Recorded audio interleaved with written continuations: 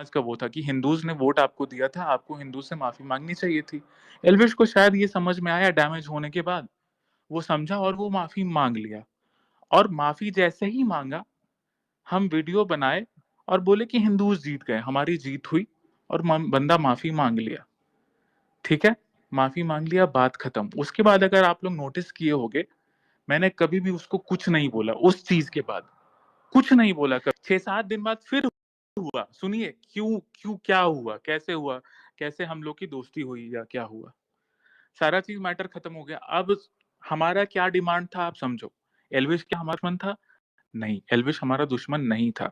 एल्विश को हमने सपोर्ट किया। एल्विश हिंदुत्व का चेहरा था। एल्विश ने गलती की थी, हमने एल्विश को कॉल आउट किया और एल्विश ने गलती मानी और एल्विश ने माफी मांग ली। तो हमारा काम तो पूरा हो गया ना भाई, हमारी दुश्मनी तो थी नहीं। उसने जो मेरा फोटो लीक किया था वो मेरी पर्सनल दुश्मनी थी। मेरे कुछ कट्टर पब्लिक फाड़े होंगे तभी वो रिटेलिएशन में किया होगा।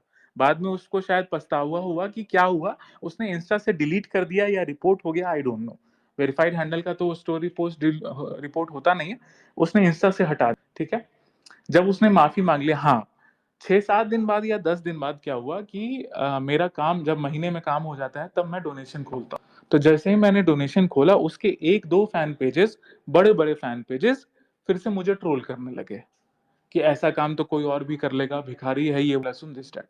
फिर हम वही स्क्रीनशॉट लेके हम एल्विश को भेज दिए व्हाट्सएप पे कि भाई अपने टट्टो को समझाओ, जब हम तुम्हारे साथ कुछ बकचोदी नहीं कर रहे हैं तो फिर ये भड़वे क्यों कर रहे हैं बकचोदी।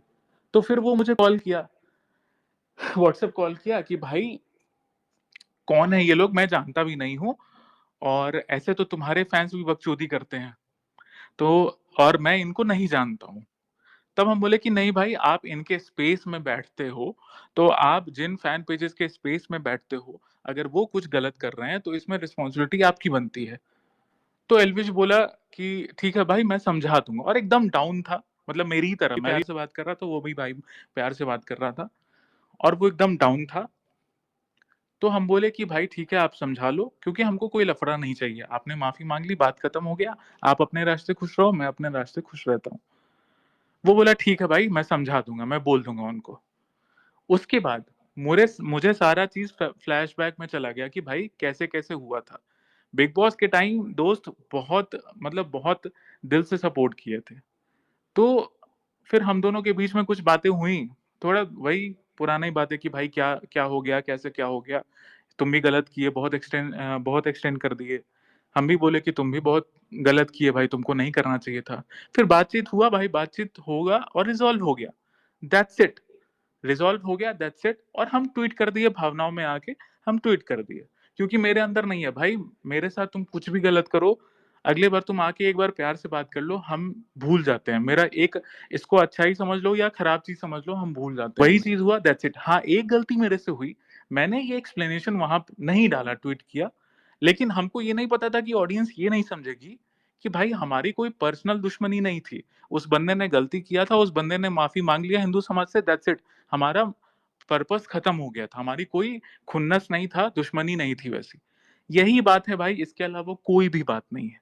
एल्विश यादव अभी भी हिंदुत्व का चेहरा है, और वो जब किया है तो हम सपोर्ट भी किया। और एक और चीज, जब मेरा पेज गया तो भाई नो वन वाज देयर, मतलब कोई नहीं हमसे आके पूछा कि भाई आपका इंस्टा पेज गया है तो क्या है, कैसे है, दिस डैट।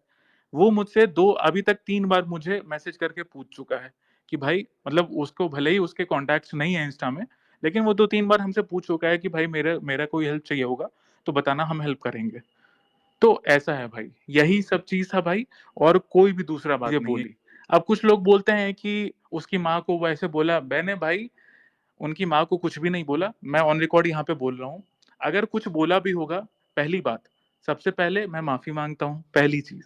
दूसरी चीज, विदाउट एनी कंडीशन। दूसरी चीज, जब मेरा फोटो लीक हुआ था, फोटो लीक किया, आप इस चीज को समझ नहीं सकते हो। कुछ 4 मुल्ले मेरा फोटो कर चुके थे, लेकिन 4 मुल्लों का फोटो लीक करना और एल्विश यादव एक जो ब्रांड है, वो अपने सोशल मीडिया फोटो डालने में बहुत डिफरेंस है।